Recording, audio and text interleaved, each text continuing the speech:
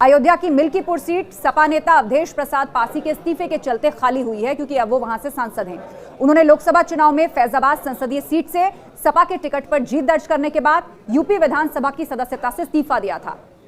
तो वहीं सपा ने सांसद अवधेश प्रसाद के बेटे अजीत प्रसाद को मिल्कीपुर से अपना प्रत्याशी भी बनाया, जिसकी अनाउंसमेंट अभी हाल ही में सपा ने की थी।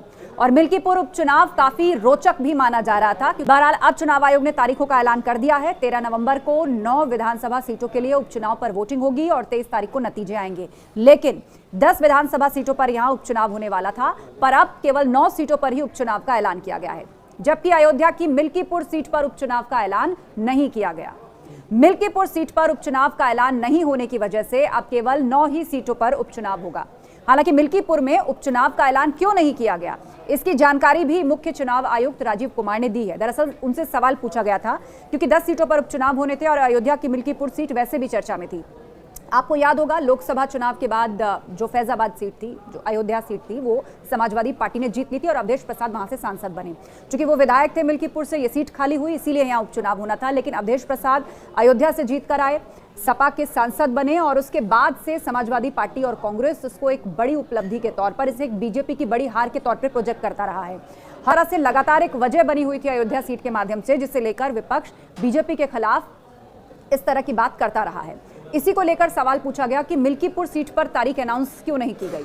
तो जब सवाल मुख्य चुनाव आयुक्त से पूछा गया तो उन्होंने कहा कि जिन सीटों पर उपचुनाव की तारीखों का ऐलान नहीं हुआ है, उनको लेकर इलेक्शन पिटीशन यानी कि कोर्ट में मामला पहुंचा हुआ है और कोर्ट में इसे लेकर पिटीशन दाखिल है और इसीलिए अभी तक मामला लंबित है। इस पर तारीख का ऐलान नहीं किया गया।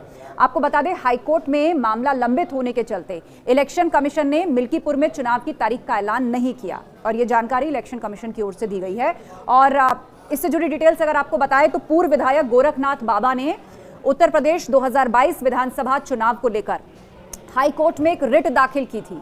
उत्तर प्रदेश 2022 विधानसभा चुनाव हारने के बाद गोरखनाथ बाबा ने अवधेश प्रसाद के चुनाव जीतने को लेकर ये रिट दायर की थी। यानी अवधेश प्रसाद जो यहां से विधायक थे, उसको ऑलरेडी हाईकोर्ट में चैलेंज किया हुआ है। गोरखनाथ बाबा जो उनके खिलाफ चुनाव लड़े, उन्होंने हाईकोर्ट में एक रिट दाखिल की हुई है। इसे लेकर वो मामला अभी लंबित है, उस पर अभी कोई फैसला नहीं आया है। मिल्कीपुर विधानसभा सीट पर उपचुनाव की तारीखों का ऐलान टाल दिया गया है, जबकि 9 अन्य सीटों पर उपचुनाव की घोषणा हो गई है। इस पर सपा और बीजेपी में अब जबानी जंग होने के आसार है, क्योंकि यही वो सीट थी जो अयोध्या की वजह से एक तरीके से प्रतिष्ठा, परसेप्शन और एक मैसेज देने की वजह बनी हुई थी, बीजेपी के लिए भी और समाजवादी पार्टी कांग्रेस के लिए भी। बहरहाल अब उस पर चुनाव की तारीख का ऐलान नहीं हुआ है। चुनाव आयोग ने वजह भी स्पष्ट कर दी है, लेकिन फिर भी बीजेपी और सपा में जबानी जंग तेज होने के आसार है। चुनाव आयोग के इस फैसले को लेकर समाजवादी पार्टी और भाजपा में सियासी घमासान तय माना जा रहा है। सपा निश्चित तौर पर आयोग के फैसले पर सवाल खड़े करेगी।